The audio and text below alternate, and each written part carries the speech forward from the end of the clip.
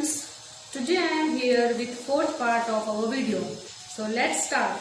See page number 7 here. See page number 7. Before we start, previously we have studied about the discovery of fire, clothes, shelter and the art. Today we will study on the topic religious belief. So children, look at the book on page number 7.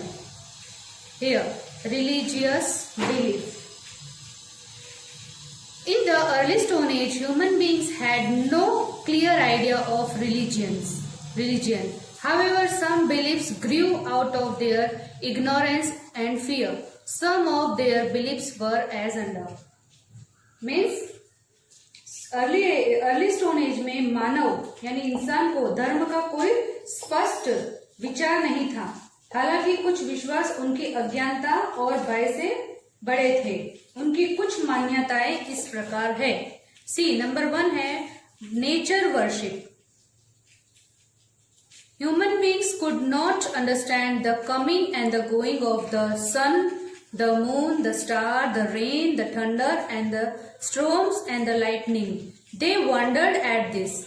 They even regarded these as an expression of divine anger or the warmth of the some supreme power. So in the awe, they began to worship these in one form or other.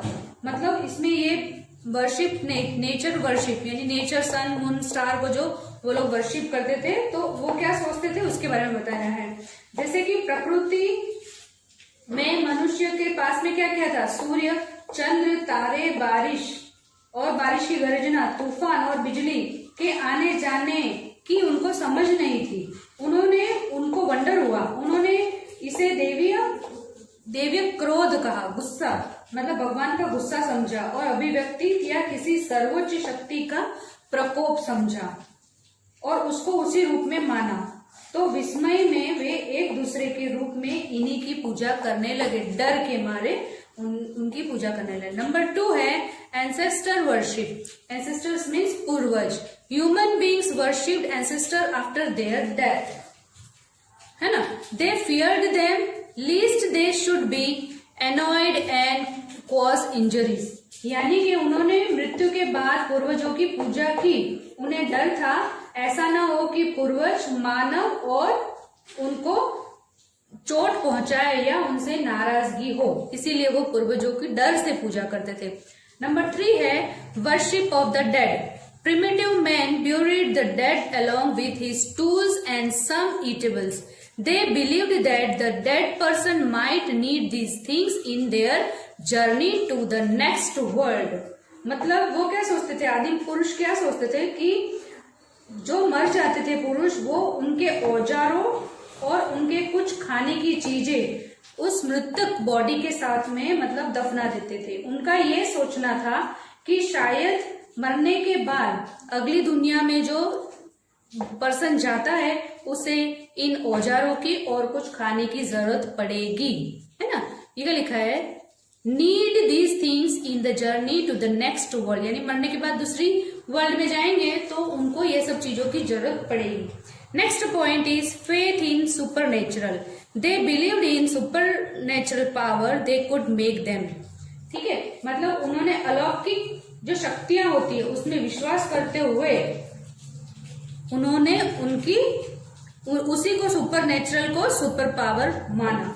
Next topic है Mesolithic period. Mesolithic period also called middle stone age, ancient cultural stage that exist between the Paleolithic period with its chipped stone tools and the Neolithic period with its polished stone tools most often used to describe archaeologically assembled from the eastern hemisphere. The Mesolithic period is broadly analogous to the Archaic culture of the western hemisphere. Mesolithic material culture is categorized by greater innovation and diversity than is found in the Paleolithic. Among the new forms of the chipped stone tools were microliths, very small stone tools intended for mounting together on a shaft to produce a shattered edge. Polished stone was another innovation that occurred in some Mesolithic assemblage.